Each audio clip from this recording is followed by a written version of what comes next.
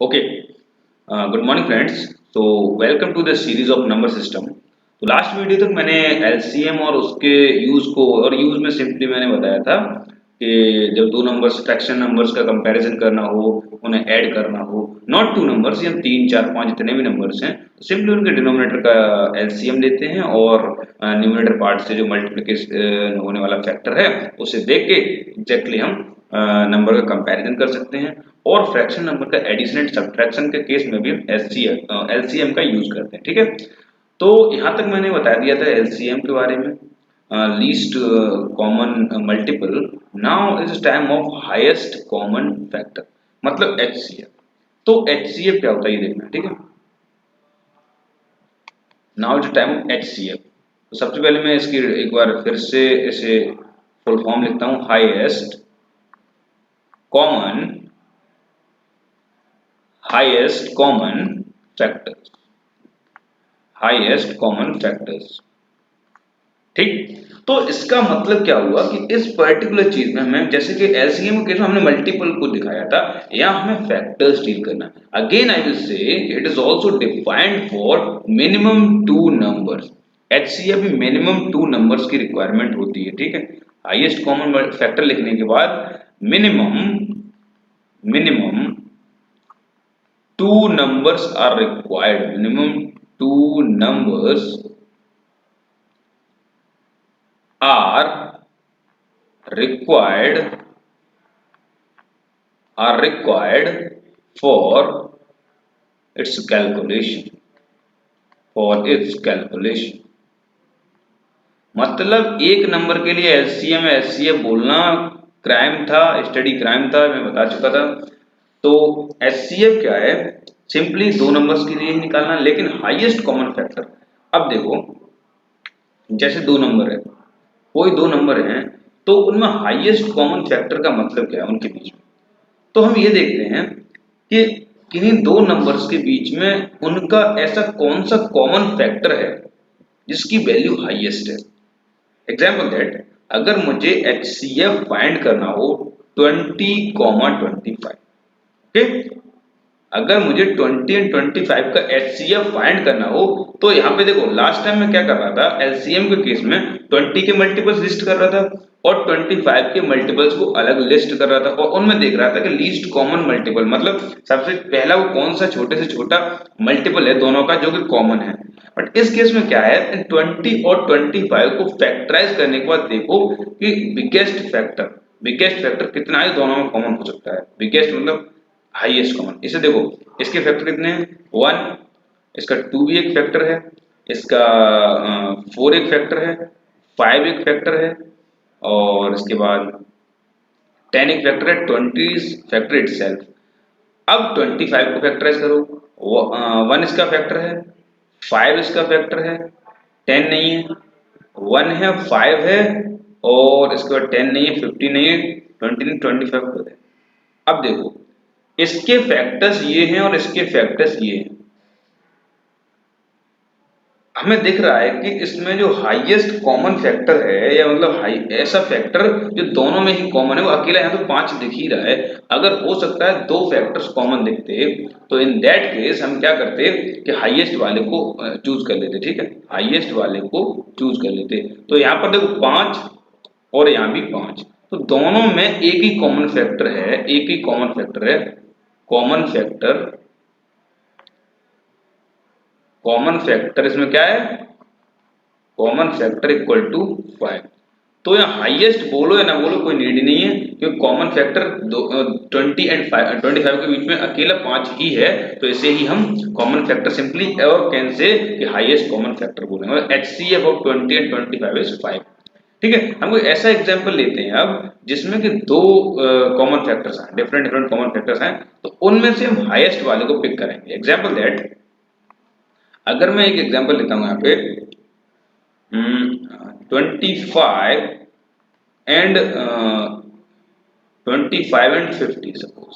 ठीक है, 25 and 50 suppose, और यस, तो अब इसके मल्टीपल्स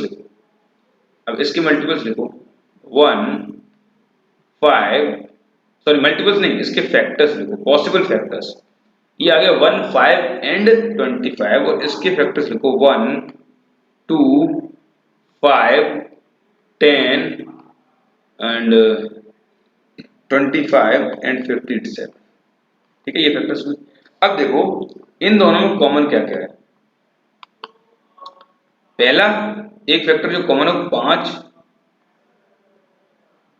ठीक, एक कॉमन फैक्टर कौन है 5 और दूसरा कॉमन फैक्टर कौन 25। तो इन दोनों कॉमन फैक्टर में देखिए हाईएस्ट कौन है, हाईएस्ट कौन है, हाईएस्ट यानी कैन से बिग कौन है, बिग कौन कैन से लार्ज कौन है। ठीक है, तो ये है आपका 25। तो इसका मतलब 25 और 50 के बीच में HCF कितना हुआ 25।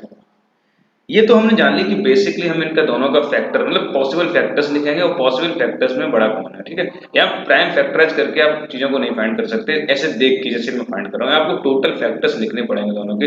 और मैं बता चुका हूँ किसी भी कंपोजिट नंबर के टोटल फैक्टर्स लिख पाना इज नॉट इजी टास्क। ठीक है, ये टास्क इजी नहीं है।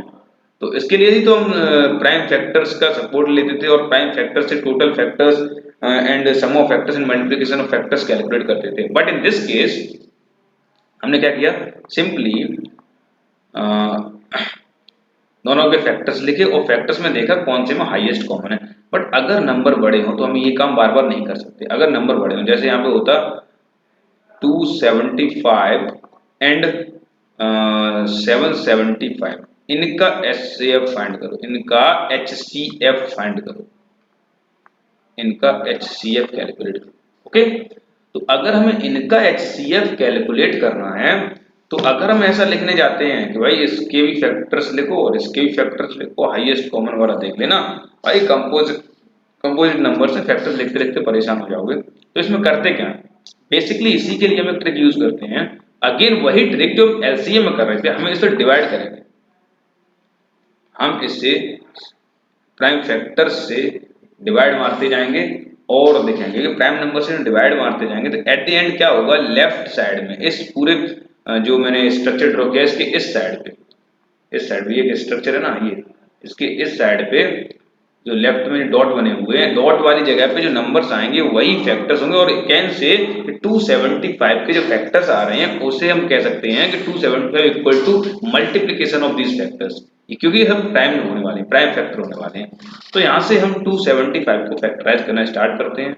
ओके, 275 को सबसे पहले देखो ये 2 से डिविजिबल है नहीं, 3 से डिविजिबल है नहीं, तो हम 5 से डिवाइड करते हैं। ठीक, तो 5 5 जा 25 एंड रिमेन 2, 5 5 जा 25 अगेन। सो 5 से अगेन मारा तो 5 11 जा 55 and again I will say 11 1 जा 11। तो यहाँ तक हुआ।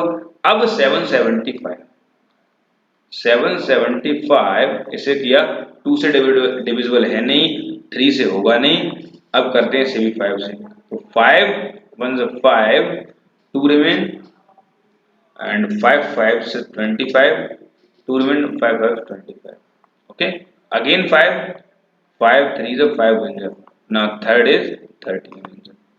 सो इसलिए हम कह सकते हैं कि 275 के जो फैक्टर्स निकल के आए 5 cross 5 cross 11 and prime factors, and 775 के जो प्राइम फैक्टर्स निकल के आते हैं वो आते हैं 5 क्रॉस 5 क्रॉस 13। बस इसमें क्या करना है, इस ट्रिक से, सिंपली इस ट्रिक से हमने फैक्टर किए और फैक्टर करने के बाद दोनों को लिख लिया और लिखने के बाद देखा कौन से कॉमन फैक्टर्स हैं।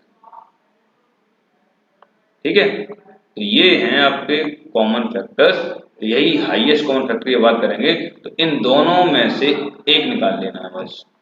इन दो एक, क्योंकि दोनों में कॉमन है कौन 5, तो 5 निकाल लिया। मल्टीप्लिकेशन इन दोनों 5 में से एक 5 सेलेक्ट कर लेना इक्वल टू 25। इसका मतलब 275 एंड 775 का HCF भी 25 होगा। अगर हम इसके फैक्टर्स लिखने जाएं, अगर हम इसके फैक्टर्स लिखने जाएं 275 के अगर हम फैक्टर्स लिखने जाएं तो इसमें क्या होगा, 1 इसका फैक्टर होगा, 5 इसका फैक्टर होगा, इस तरह से 11 इसका फैक्टर होगा, ये इस तरह से चलेगा ना। ऐसे ही 775 भी चलेगा, 25 होगा, इस तरह से कुछ। तो दोनों में जो हाईएस्ट कॉमन आ रहा है वो 25 आ रहा है। ठीक है, 25 था। तो इसलिए बोलेंगे कि HCF of these two numbers will be 25, but हाँ हम यहाँ पे पूरा फैक्टर्स कंपोजिट नंबर के लिख के तब फाइंड नहीं कर सकते। तो इसके लिए हमें करना क्या होगा, इसके लिए हमें करना ये है कि सबसे पहले इनको इस तरह से लिस्ट डाउन करिए, लिस्ट डाउन करके फैक्टराइज करिए, और फैक्टराइज करने के बाद दोनों नंबर्स के आगे उनको फैक्टर्स के मल्टीप्लिकेशन के फॉर्म में लिख लीजिए, एंड नाउ जो कॉमन है दोनों में उसे एक बार ले लीजिए और मल्टीप्लाई कर दीजिए, that will the answer of HCF। Okay, तो यहाँ पे मैंने एक्सप्लेन करने की कोशिश किया कि HCF क्या होता है और मतलब क्या होता है HCF का, हाईएस्ट कॉमन फैक्टर का मतलब क्या होता है, और लास्ट वीडियो में बताया था कि लीस्ट कॉमन मल्टीपल का मतलब क्या होता था। So I think friend in this video we have cleared or difference between the HCF and LCM. So thank you.